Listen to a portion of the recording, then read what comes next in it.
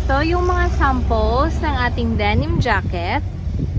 So ito, ipapakita ko sa inyo ang laman ng bale na binuksan ko nung nag-umpisa ako dito sa negosyo ko ukay-ukay.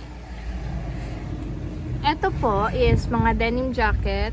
Ukay-ukay po, sa mga hindi nakakaalam, is mga used or second hands garments po. So ito, parang mga bago pa sila, 'di ba? Ito yung mga nakakabit. Yun. Ito.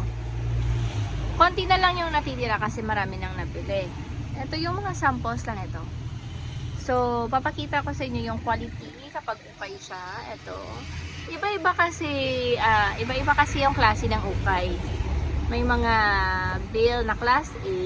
I mean, yung mga maganda yung laman. Pero mapresyo siya. Ito naman, ito parang second lang ata to sa class B, parang ganon. So ito, magaganda pa, mga bago pa.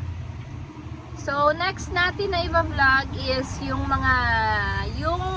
mabili dito sa sa pwesto, yung mga men's shorts naman.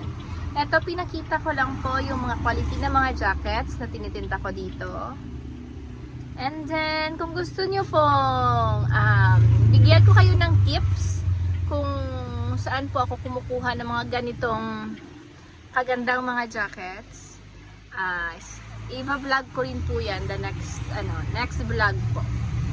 Okay, thank you! Maliit lang yung peso namin, pero kasi nasa highway siya, nasa kalsada. Tapos, sa harap kasi may motor store ata.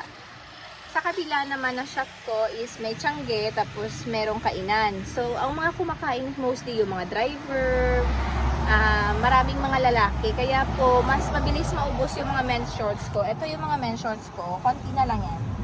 Mga nasa 10 piraso na lang yan.